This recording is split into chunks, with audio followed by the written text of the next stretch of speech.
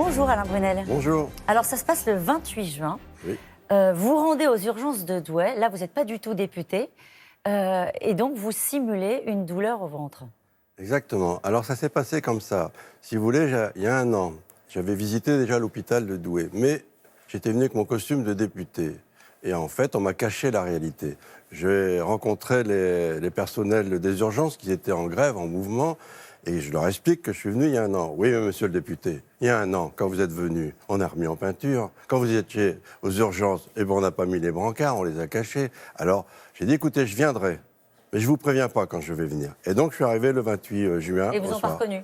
Alors, peut-être qu'ils m'ont reconnu, mais évidemment, ils m'ont reconnu. Mais l'idée, c'était quoi? C'est d'être dans la réalité, d'être dans le parcours d'un patient, de savoir un peu ce qui se passe, à la fois en tant que patient, mais aussi en tant que personnel. Et voilà, c'est ce que j'ai vécu. Et qu'est-ce que vous avez découvert? Parce que, pour le coup, imaginez qu'il y a des temps d'attente aux urgences, que tout n'est pas absolument fluide, qu'il y a des manques de moyens. Ça, vous le saviez avant? Ça, je le savais avant. Mais quand on le vit en tant que patient, on vit la réalité. On vit cette attente. On vit cette attente pendant 6 heures sur un brancard. Moi, je ne souffrais pas. Mais les personnes qui étaient à côté de moi, dans la zone où j'étais d'attente pour avoir un médecin, au départ, on me dit, vous avez 3h20 d'attente. Oui. Et je suis arrivé à 6 heures d'attente. Voilà. Ce qui veut dire que le personnel est tellement pris, il manque tellement de personnel, il y a tellement une souffrance. Mais cette souffrance, elle est exprimée à la fois par le personnel, mais aussi par les patients. Parce que quand on est aux urgences, c'est l'urgence quand même, c'est pas une attente. Il y a une inquiétude, naturellement. Voilà, il y a l'inquiétude, mais si on a quelque chose, c'est qu'on est inquiet sur la santé, alors on peut toujours parler de bobologie, on me dit toujours, oh, vous savez, il y a la bobologie. Vous en avez vu quelques-uns qui n'étaient pas forcément à leur place? Non. Sincèrement, vous sincèrement, nous le diriez? Sincèrement. Vous nous le diriez ce matin si vous en aviez vu? Je vous le dirai évidemment, mais sincèrement, d'abord, tous ceux qui étaient là, c'est ceux qui avaient des problèmes. Mais on est mélangés, donc il y a des hommes, il y a des femmes, il y a des jeunes, il y a des moins jeunes, il y a des vieillards. On est tous à la même enseigne. Donc, un manque quand même de dignité et de respect. Quelqu'un qui a des maux de ventre, moi j'ai stimulé des maux de ventre. Si on ne le prend pas tout de suite, s'il y a 6 heures d'attente, ça peut être plus grave. Ça peut être une péritonite. Vous avez été pris en charge, d'ailleurs, vous avez donc simulé des maux de ventre. Il s'est passé quoi?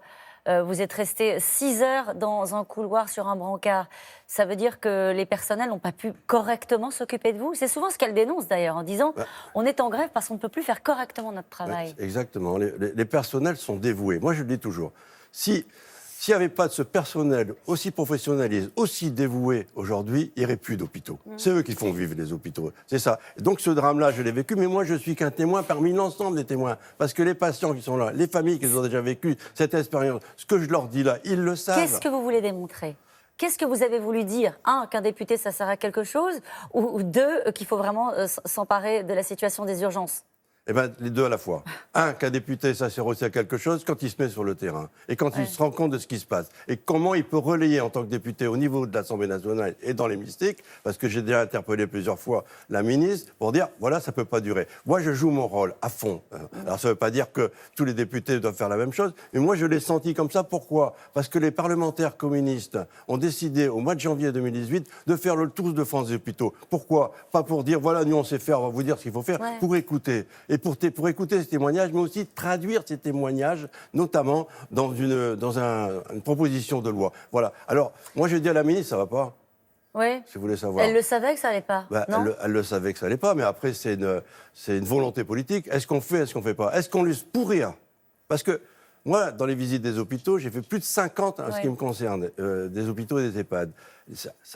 La cocotte, elle va exploser. Je l'ai dit au Premier ministre l'année dernière, j'ai dit, écoutez, si on laisse faire, la cocotte va exploser. Et donc, il faut faire quelque chose. Et vous pensez qu'elle méconnaît cette situation-là, sincèrement, Agnès Buzyn? Non, parce qu'elle a travaillé dans le milieu, elle connaît bien cette situation, elle connaît bien cette profession. Moi, je l'ai invitée à venir aussi, comme moi, sans caméra, sans collaborateur, et faire la patiente dans les services d'urgence. Bon, on va me dire, ça va servir à rien parce qu'elle connaît. Non, ça sert à quelque chose parce que c'est notre réalité. C'est qu'une question de moyens? C'est pas une question de moyens, parce que le problème de la santé aujourd'hui et des hôpitaux publics, c'est qu'on en fait... D'abord, une question financière. L'être humain n'est plus au centre des préoccupations.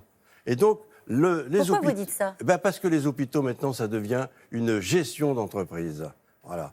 C'est ça qui est grave. C'est que maintenant, c'est toujours la question du fric. Et c'est plus la place de l'humain au centre des soins. C'est important, comme vous dites, la question du fric, quand on est aux manettes et qu'on gère les finances publiques. Oui, c'est vrai. Oui, c'est important, mais moi je prouve à Madame la ministre qu'on peut faire autrement. Je vais vous prendre quelques exemples. Sur les financements, on dit toujours, oh là là, on ne peut pas faire de financement. Eh bien, je prends 2 exemples. Moi, le financement, il y a la fraude fiscale concernant les cotisations sociales, 20 à 25 milliards, c'est la Cour des comptes qui le dit. Si on mettait l'égalité des salaires hommes-femmes, c'est 23 milliards qui rentrent dans les caisses. Et si on supprime notamment la taxe sur les salaires des employés, c'est 4 milliards qui rentrent dans les caisses. Alors vous voyez, l'argent, il existe. Mais il suffit, c'est cette volonté politique. Est-ce qu'on veut garder cet outil de service public au niveau des hôpitaux ou pas ?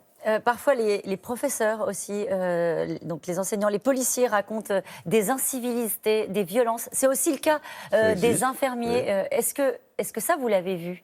Moi, je ne l'ai pas vu. Des gens qui s'énervent, des gens qui sont violents. Non. Dans la nuit où je suis passé, je n'ai pas vu ça, mais dans l'hôpital où je suis, il y a 15 jours de ça, il y a 3 semaines, il y a eu aussi une agression sur une infirmière. Donc peut-être que ça a déclenché le mouvement de grève et qui a rejoint notamment le grand mouvement. Et là, qu'est-ce que vous dites, par exemple, sur ce sujet de la sécurité des personnels ? Et encore une fois, ça ne concerne pas que les infirmiers, ça concerne aussi, je le disais, les forces de l'ordre ou même les professeurs.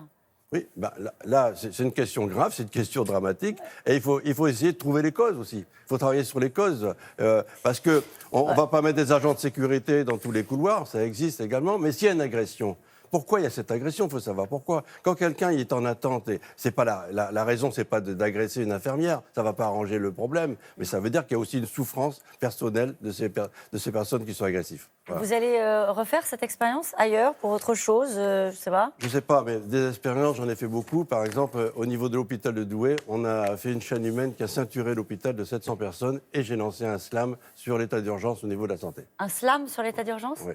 Je pense que c'est à voir sur votre site. Vous n'allez pas nous le faire ce matin ? Non. Bon, ok, merci. j'aurais essayé. C'est à vous, Damien.